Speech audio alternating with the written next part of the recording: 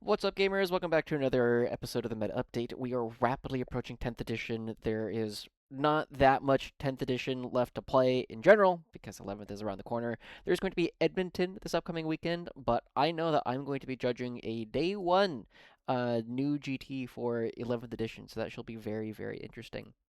Of course, we have all kinds of new stuff coming around the corner, but it's been a week, 10th edition. It's been fun, but it is almost time to move on. I am Joshua Joshi Howard, and let's get right into it. So this was, again, not that big of a weekend. It was like a bit on the small side. I think we had about 30 players overall, which is, you know, fine. It is what it is. People are starting to play weird stuff. People are just doing things as we get towards the end. And, to be entirely honest, the meta with Defilers dominating everything for a while, it's not that interesting, to be entirely honest. So we'll get to see how people are reacting to that, what they're doing, and how much success they are having. To start off with, Doombolt. You know it. You love it. Still around. We're seeing like a little bit. I'm stretching the definitions a little bit as we get towards the end, and I just want to put things in categories. I like boxes. So the first one we have Mark Joseph Del Fierro in The War in Paradise. This was in the Philippines, I think it was. If you hear the TTS in the background, my bad. I'm not going to fix it. But Mark Joseph Del Fierro is playing a bit of a bit of a riff on Doombolt, not entirely what we're used to seeing, because instead of like Caden Castlin and the 20 Cadens running around, and instead it had 3 Dorns. So I probably could have put this in another category if I had really wanted to. That said, it is still Keating Command Squad, Ghost, Lord Solar, 2 Silent Command Squads, and Ogre Bodyguard, 1 Rogal Throne Commander, 1 unit of 20 Cadians, 1 unit of 10, 2 Chimeras, 3 Kazarkin, 2 units of 5 Quick Engineers, 2 units of 5 Scions, and then 2 Rogal Throne Battle Tanks on top of that. So it is going to be 3 Dorns. Kind of on the edge of what we'd call a Doombolt stuff, but it still plays most of the normal Doombolt things. The big thing here is, of course, Lord Solar coming in order to take the regular battle tanks does make you a little bit more resilient to things like Defilers, but it also does mean that you don't really have that one big brick to just go run around and beat up on everything else. Mark Joseph here ended up beating Blood Angels before losing to a very odd Ultramarines as Headhunter Task Force, which I'm going to be entirely honest, I don't know what that does. But that player won the event, so, good for them. Ended up beating Ultramarines, Admech, and then Orcs at the end. Moving on, we also have Rowan Hesse going for one of the leads super major. I'm not entirely sure. I've heard this word pronounced a lot of different ways in different contexts. It might be Hesse, might be Hesse, might be Hess. Either way, I think it's a German, technically a German last name, but it's a name that has been in the UK for so long, it is what it is. Anyway, Rowan is playing a more traditional kind of, but it does have Yark in it. So it's a Cadian Castellan, 2 Cadian Command Squads, Yark, Gonskos, 1 Scion Command Squad, Nork Deadog, 2 units of 20 Cadians, so one going to be attached to the Cadian Castellan, and probably Nork, and then the other one is going to have Yark attached to it. 1 Centaur. So a little bit interesting there. I do think the Centaur is way more playable in 10th edition than it is going to be in 11th. We will see what points look like in a couple of days. 1 unit of 5 Death Riders, 2 units of Kazakhin, 1 unit of 10 Krieg Engineers, 1 unit of 5 Krieg Engineers, 1 unit of 10 Scions, and 2 Rogaldorn Battle Tanks. So again, we are seeing more and more people shifting towards the Rogaldorn Battle Tanks in general in order to try and deal with Defilers. They are way more resilient than the Rogaldorn Commanders because they do have that one blank. And also, if you have access to like the Armor of Contempt, you can save a lot of the Defiler stuff on 2s as long as you are in cover. So Rowan here ended up beating World Eaters Tau, losing to Thousand Suns before beating Space Wolves and Orcs. All right, we got some Recon still. Not the most exciting thing in the world, but it is still there. This time we have Travis King and Atlantic City Open teams over in the, I don't know exactly where, but I know it's in New England. Based on the fact that it's called Atlantic City, that probably means it's in Atlantic City, which is New Jersey, I think. I don't know, wherever Atlantic City is. I know it's in, you know, the New England-ish area. Anyway, Travis, very strong player, but not normally a guard player. I don't think I've ever seen Travis King play guard before, but this time, end of the edition, going to be playing Recon. 2 Cadian Castlins, 3 Cadian Command Squads, a Lone Commissar, Gonskos, 3 Ogren Bodyguards, Ursa Creed, 3 units of 20 Cadians, 1 unit of 20 Catachan, 4 units of 10 Krieg, 1 unit of 20, 1 unit of 10 Rough Riders, 1 unit of 5 Death Riders, 3 units of 5 Quick Engineers, 5 Ratlings, and a Scout Sentinel. This is not inventing reinventing the wheel in any way, shape, or form. I think this is exactly a list that we have seen Nemo take to stuff in the past, and it weirdly plays the same. Travis ended up beating Iron Hands World Leaders Eldar Thousand Suns before losing big to Thousand Suns, which was a little bit surprising to me. That one I felt has been very drawish in my experience, so I'm kind of curious what ended up happening in that one. However, this looks like a well utilized recon list, going to attack things that really just can't deal with it. So good stuff here to Travis getting 320s and a 16 over the 5 rounds here at Atlantic City Open.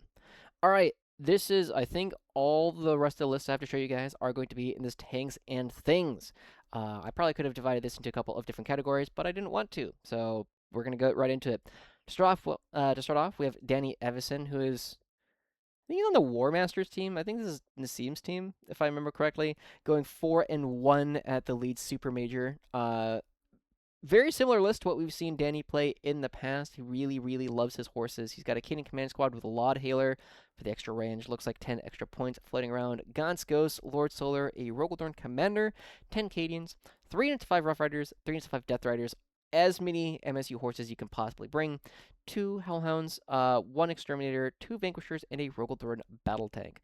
So, of course, here you do have the order coverage that you need with Lord Solar and the Keating Command Squad in order to get all the Rough Riders. Of course, the Rogaldorn Commander and Lord Solar can tag team and make sure to order all of the vehicles that you have here.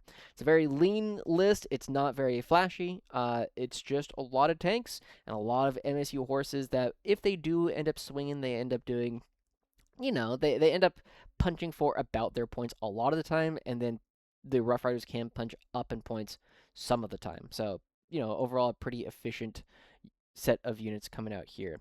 Danny ended up beating Custodes. Ooh, I don't know what he played second round. I'm not going to look it up. Losing to Orcs in the third round before beating Ultramarines and Tau for another 4-1. Moving over to Falcon 2026, we have Adam McLeod going. Did he really win with a 4-1? That one I'm going to look up. Beep boop. Beep boop.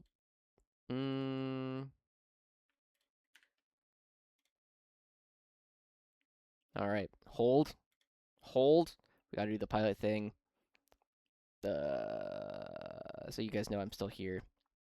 Did you know that's why pilots do that? Is when they just do the over like the intercom. It's just to let the other person know on the other side that like the radio hasn't cut out. They are still there. Oh, okay. So he ended up getting third. He didn't win this event. That's why it looks weird. Adam McLeod playing a very interesting list. His title was something like "Death Befitting an Officer" or "Shooting on Death" to end the edition. What was it? The Vengeful Salute to 10th edition. A bit of an interesting list. It's Commissar with Appium Detail, Gaunt's Ghost, 3 Lehman Russ Commanders, all with Demolisher Cannons, 10 Cadians, 10 Catachin, 2 units of 6 Bulgrin, 1 unit 10 Krieg Engineers, and 2 units of Rogaldorn Battle Tanks.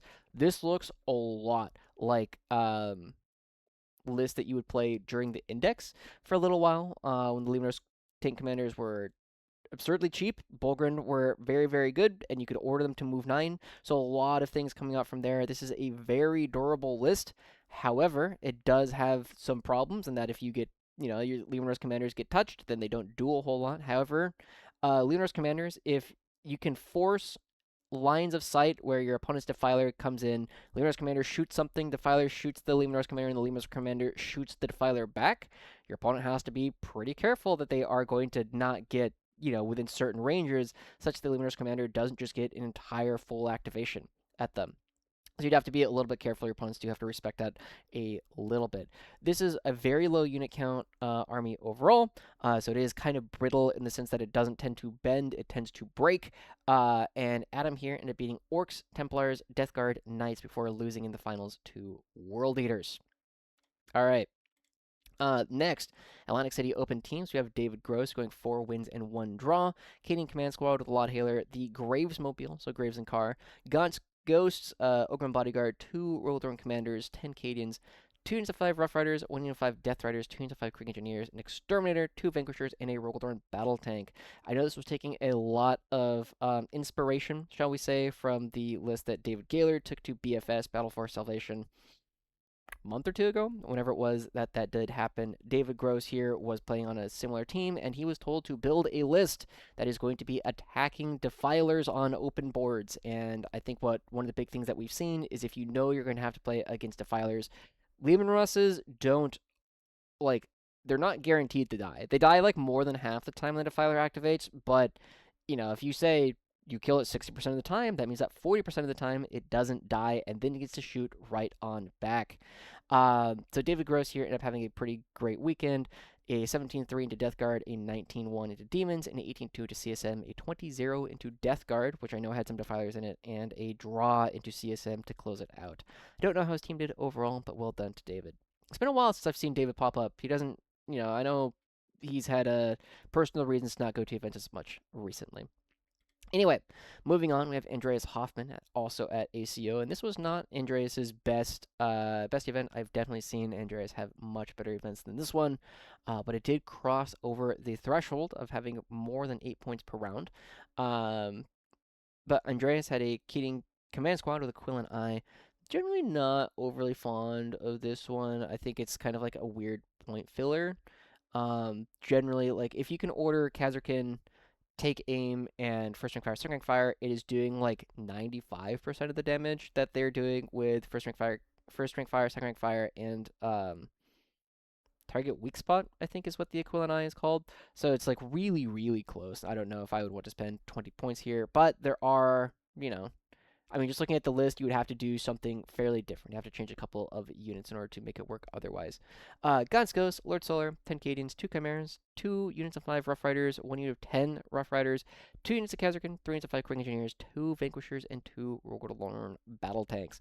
So again, when you're playing this many tanks, you generally have to decide, do you want to go with dudes in cars, or do you just want to take a bunch of 60-point units? Here, Andreas ends up taking a lot more like 60-point units and some guys in cars instead of taking that third Vanquisher, which is one of the other big ways that you can build this kind of list. Andreas ended up getting a 5 into Emperor's Children, an 8 into Custodes, a 14 into Tyranids, a draw into Custodes, and then a 5 into Thousand Sons.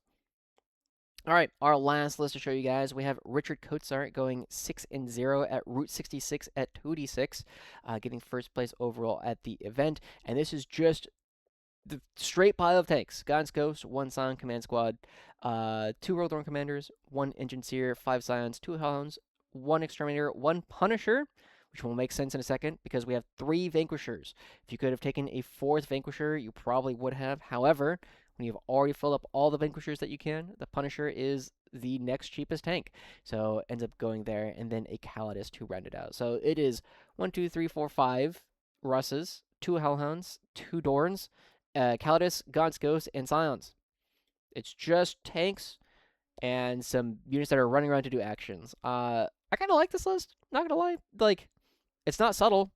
It's not, there's not a whole lot of, ooh, look at this cool thing I'm doing. No, you're just gonna drive up and be like, can you deal with this many T10 plus 2-up save models? And a lot of armors will go no, and then you just shoot them, and it's pretty good. Richard here ends up beating Chaos Knights, Demons, Orcs, CSM twice, and then Necrons in the finals. And that's it. That's the last list I have to show you guys. It was not that large of a week. We had a couple of players that we have not seen in a while popping up once again, so welcome back to all the videos.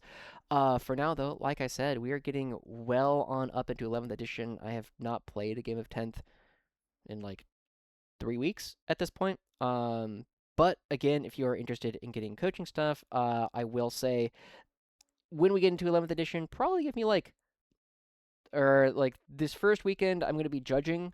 And then the weekend after that, I'm going to be flying to Phoenix, Arizona for Heroes Cup, where I will also be judging for that. So if you guys want more information on what I think is good, what's going on, all that cool stuff, I would really recommend waiting till after I get back from Heroes Cup. But if you need stuff right away, I can give you my thoughts as we go. For now, though, thank you guys so much for tuning in, and we'll see you guys all next time. Bye-bye.